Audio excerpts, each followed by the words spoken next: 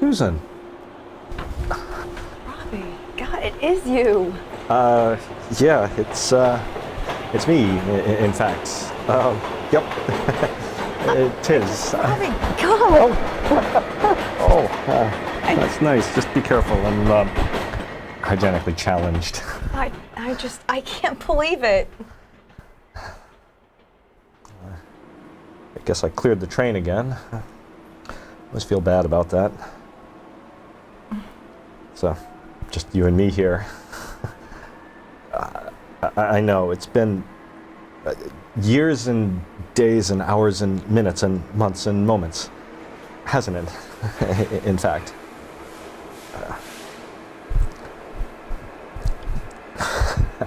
Hi. Hi.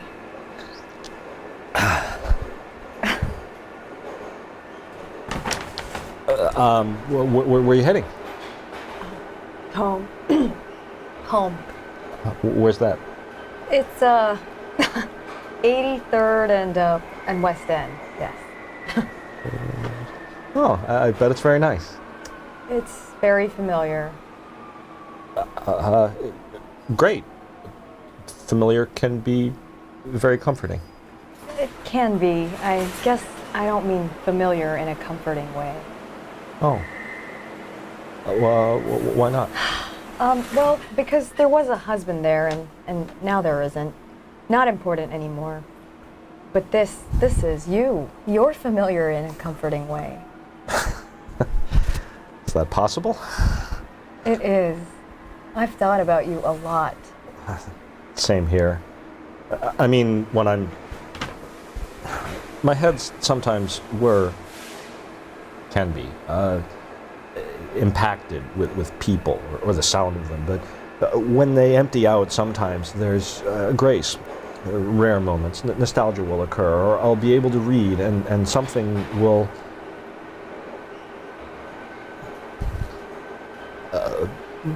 there, for instance, you'll be out of the blue after all these years, which is very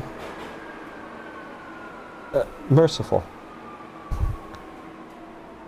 Where are you headed? Funny you should ask. Our alma mater. Oh, you teach? No. Because I still go up and attend readings, lectures, every now and then. Just recently, I went to hear Joan Didion read. So what do you, how? How am I? What have I been doing? I've been on disability for 12 or so years. Off and on, and off, so forth. Oh, okay. How about you? I work for the Public Art Fund. I evaluate applications for things, which means I push around paper for a living, for a life in lieu of. I would say it's a life devoted to the arts. That would be kind of you to say, but you've always been so kind. Public art. Those painted fiberglass cows a while back. Yep, that was me. Us. Everybody liked those dumb cows but me. And me. They had a nasty habit of commenting every time I walked past. So, where are you in the city? I've been, best to, homeless. Transient. In a variety of locations in and around the greater metropolitan area and beyond. But as luck would have it, one day around Christmas, last Christmas, I was riding the 7 train. I changed from the F to the 7 at 42nd, and what I thought was a desperate yet shrewd attempt on my part to give the slip to these two seeming secretary types who'd been looking over at me and whispering on what I thought at the time had to do with a large conspiracy. Anyway, to make a long story short, as the cliche goes, I jettisoned my original plan to go to the 40th Street Public Library to get some reading done and stay warm. They're pretty accommodating they are there, as long as you don't sleep, or at least snore, which is the problem, is I rarely sleep anywhere.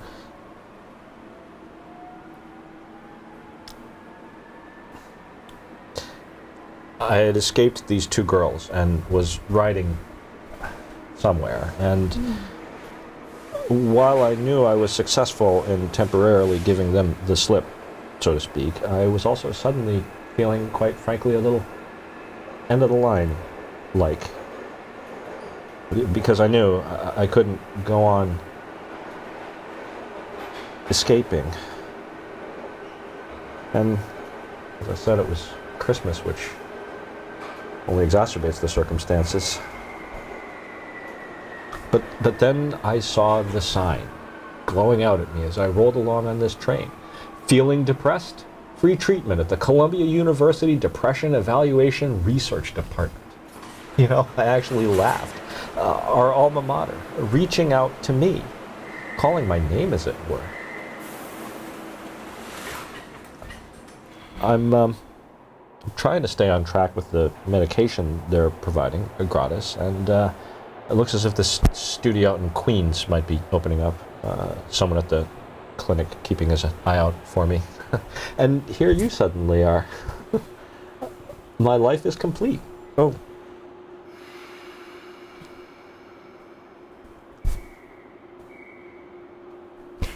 You probably never even realized how smitten I was with you.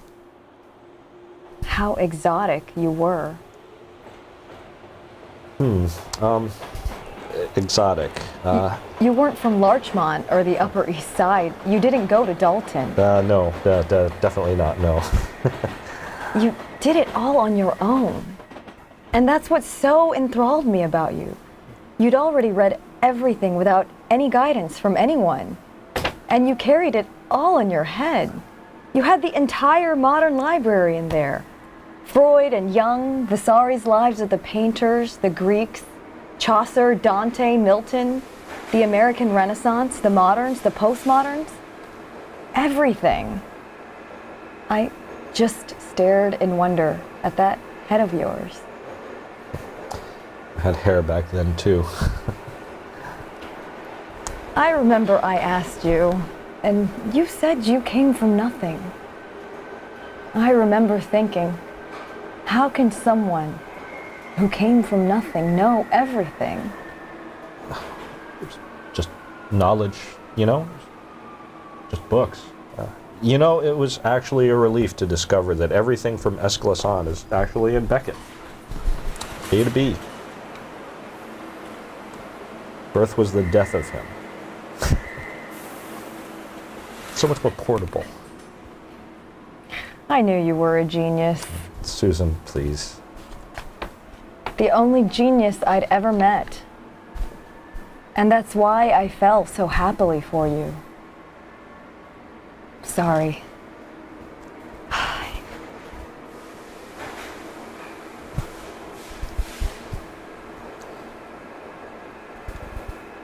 What do you have there? Oh, nothing, really. Come on. Oh, well, this bowl. Oh, very pretty. Trying for a Tuscan thing in my kitchen. So, what else? Well, this top. Color which I wasn't sure might make me look like I'm trying too hard to look, what's the word, young, and I decided it might not. Bottle of wine, read about, sounded good for later tonight. This spray, French lilac, and issue of Metropolitan Home.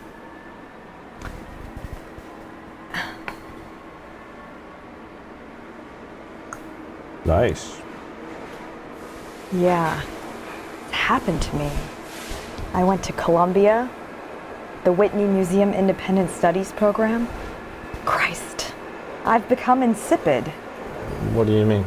I mean, you carry around Beckett, and I have Metropolitan Home.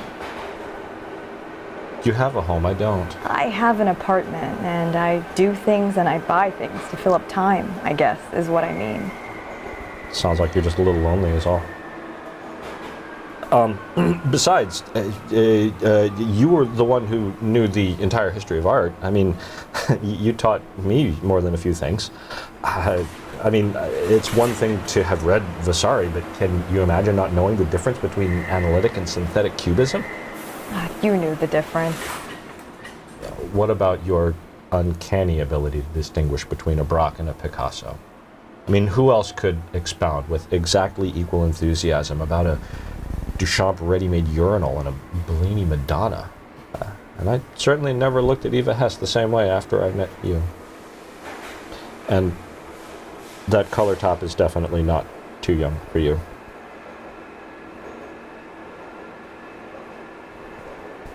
Would you like to come to my place for some of this wine that I bought? Oh, gee, you know, Susan, I haven't touched alcohol in years. Then just come over. Well, I have this appointment. I hate to disappoint. I wondered and wondered what had happened to you since then. Well, been a rough 14 years. Is there a way I can reach you, if that's okay? Well, I'm not really reachable.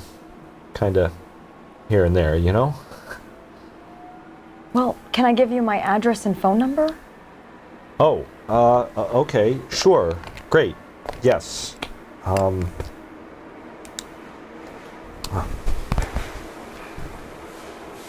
Right there. It never leaves me. Okay. Please call me, will you? Or here, just take my cell. Just take Oh, it. no, You can I call can't, me really. anytime No, you want. It's too much. Call No, me if I you're in really, trouble. No, I can't. I'll lose it. It'll get stolen. Really, it's okay. Well, here, at least. Oh, Susan, no. I just. Let me give. No. I have 5, 6, 7, 8. Christ, fuck!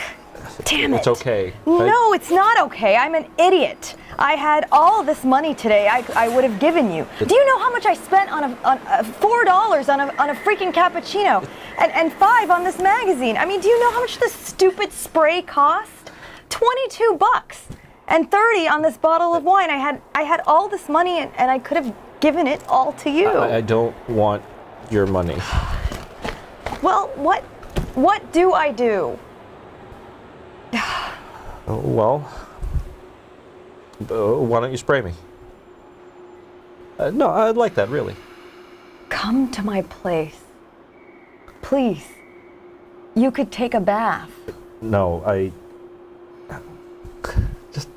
just give me a little spritz. Go on.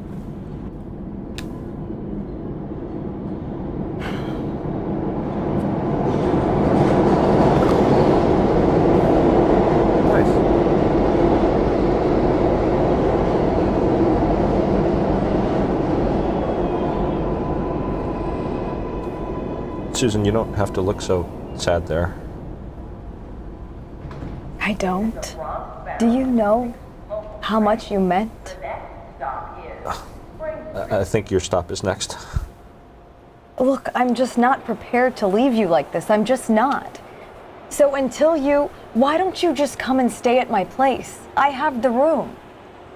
Actually, I really like being by myself. See, it's funny, but I don't. Do you know how far my life has gotten from me? All too well.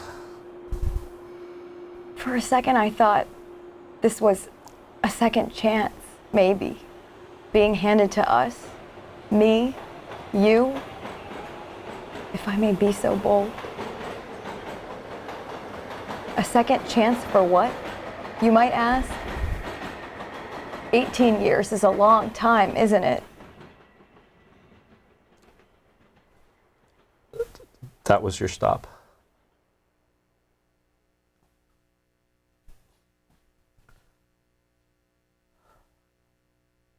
Adam Bierman, Breezin with Bierman, a powerful, powerful scene from Jody Wood's improv class, Serena, Jain, Edward, Lou. What did we see here? Jody, take the lead. We have 5 minutes. It's an acting class with a lot of improv involved. in the process. But we just saw, what was the name of the title of this? It's You Belong You to Belong Me to Me by by Daniel Wrights. Daniel Wrights. Daniel Wrights, who, by the way, gave you the rights to do this. Correct. So he was very generous in that. So tell me, how do you feel about doing this in this setting as opposed to doing it on stage? It was a unique and interesting experience. Yeah? I enjoyed it. I think this may be the first thing I've ever done on camera, actually. So, Oh, wow. Yeah. No, kahunas for you, though. I mean, too. I mean, just from watching it one time, I was watching other people's faces in the control room. There seemed to be an impact, a visceral impact was being made of these kind of poignant people running to each other, you know. Pat hasn't had that much sleep in months. Yeah, You know? and stuff. It's good. I was always wondering what you learned about each other, what you learned about the process of trying to you know, drum out of you these kind of sad characters expressing a lot of emotion in a short period of time. Tell me, yeah, go ahead. I think you know, Jody taught us in the very beginning. I remember one of my first classes, this list of questions to follow when you're getting to know the character and understand who they are and where they come from, and basically, you know, just everything about this person. You need to know it, you need to learn it, or you need to create it, and then that's how it all comes out. Just really get to know this person truthfully, and that really helped. That's what helped me. Mm-hmm. Yeah. And I would also, I have to say, I learned a whole lot from doing this just because the play itself is so literate. Yeah. Right. We learned a lot. We figured out who Vasari was, and I actually read some of that, and you know, because so much of it needs that context. But yeah. Which is one of the great things about acting is when you take on a role like this or several others where if you dig that deep and you really get into the world of these people, you will, as an actor, need to research that stuff and learn about things you never normally wouldn't learn about. So, you know, a well-crafted actor is pretty, you know, pretty well schooled in different things, you know, depending on what role they're playing. So you learn, you know, you play a doctor, you need to learn enough to be dangerous, you know. Right. A lot of literary references, you mentioned it in that too. But when you were doing this, you were trying to get, I'm just curious about the craft. What you were trying to get some tips, even though we had to throw you out of the studio, to try to get them. What were you trying to impart? I was just, because again, first time doing this on camera, it's hard. There's a lot of stuff going around. It's not the exact setting that you were used to. We didn't get a chance to rehearse or block. Right. Yeah. You're just coming here for the first time. Cold. You know, where am I going to come in from? Angles, mics, and all that. I just was trying to tell them to get back to the basics of where were you emotionally in the moment before you came on the train, or in the moment that you were sitting there. What's going on in your life right then? It's not about what's about to happen. It's what's happening right now. What kind of world am I in while I'm on the subway platform? And it's that moment that leads you into the rest. Did that help at all? Did you kind of forget about the cameras and us bustling about you and trying to get the sound check and everything? Yeah. Absolutely. I mean, the mask goes on, and you know, you are going to become the character for It needs to stay the on. moment. Yeah. Yeah. But And you'll see if you start doing, when you start doing films, you got to stop and do it again and bring it every time. Right. Right. It can be very tiring. Sure, my God. If you have a really emotional scene and by the end of the day you're not tired, you did something wrong. Right. In our final 30 seconds, though, did you feel ever depressed in a good way, though? Did you feel like you became the character? Did you bring it home with you ever? Or did you channel it through other experiences of your own? I mean, I definitely felt what this woman feels. You know, some of these emotions she feels are very common. You know, regret, loneliness, compassion. So all of these types of emotions she's feeling for him and about her life, I can relate. I think anyone can. In final 20 seconds, Ed, give it to you. I think because of the nature, I mean, playing somebody who's schizophrenic, I was kind of a little conscious even of not bringing it home, of really trying to separate myself from this character, because I did a good amount of research and trying to find out what it is, because I wanted it to be truthful. But yeah, I was always at least a little conscious of separating myself from the character. He's similar to me in a lot of ways, so you know, it was something I wanted to be. You smell better than him, though. A little scary. Generally, Yeah, usually. Thank you, Ed, Serena, and Jody, of Thank course. you. Serene, Thank you. visceral, Thank you. very good job. It takes Thank a lot of kahunas, whatever the word is, to come on. And we'll be right back.